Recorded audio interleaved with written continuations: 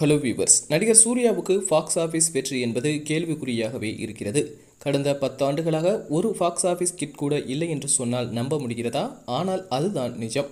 சூர்யா கடைசியாக பாக்ஸ் ஆஃபீஸில் மிகப்பெரிய வெற்றியை பெற்ற படம் கடந்த 2013ஆம் ஆண்டு வெளிவந்த சிங்கம் 2. அப்படத்திற்கு பின் கடந்த 10 ஆண்டுகளில் அவர் ஒரு பாக்ஸ் ஆஃபீஸ் கிட் படத்தை கூட கொடுக்கவில்லை. இது அவரின் அடுத்த கட்ட வளர்ச்சிக்கு மிகப்பெரிய தடையாக உள்ளது.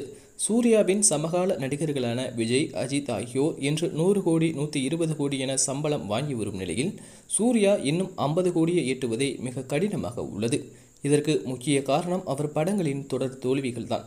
இந்த 10 ஆண்டுகளில் சூர்யா வெறும் 2 ஹிட் படங்களை கொடுத்திருக்கிறார். அவை சூரரை போற்று மற்றும் ஜெய் பீம். ஆனால் அதுவும் நேரடியாக OTT ரிலீஸ் ஆன படங்கள். இவை இரண்டுமே தியேட்டரில் ரிலீஸ் ஆகியிருந்தால் சூர்யாவின் மார்க்கெட் எகிரி இருக்கும். சிங்கம் 2 படத்துக்கு பின் சூர்யா நடித்த அஞ்சான், மாஸ், பசங்க 2, 24, சிங்கம் 3, தானா சேர்ந்த கூட்டம், NJK, காப்பான், எதற்கும் துணிந்தவன், கங்குவா ஆகிய 10 படங்கள் தியேட்டரில் ரிலீஸ் ஆகின. இந்த 10 படங்களுமே பாக்ஸ் ஆஃபீஸ் ரீதியாக தோல்வி படங்களாக அமைந்தன. இதில் எதற்கும் துணிந்தவன், பசங்க 2 தவிர மற்ற படங்கள் அனைத்துமே அவர் வெவ்வேறு இயக்குநர்கள் இயக்கத்தில் நடித்த படமாகும்.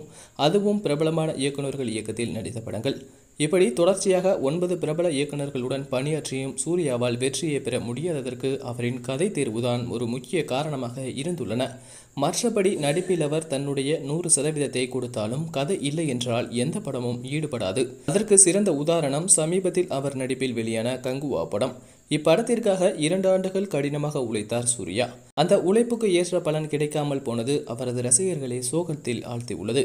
இனி அடுத்த ஆண்டு ரிலீஸ் ஆக உள்ள அவரின் 44வது படம் மூலம் வெற்றியை கொடுப்பார் என சூர்யாவை போல நம்பிக்கையுடன் அவரது ரசிகர்களும் காத்திருக்கின்றனர்.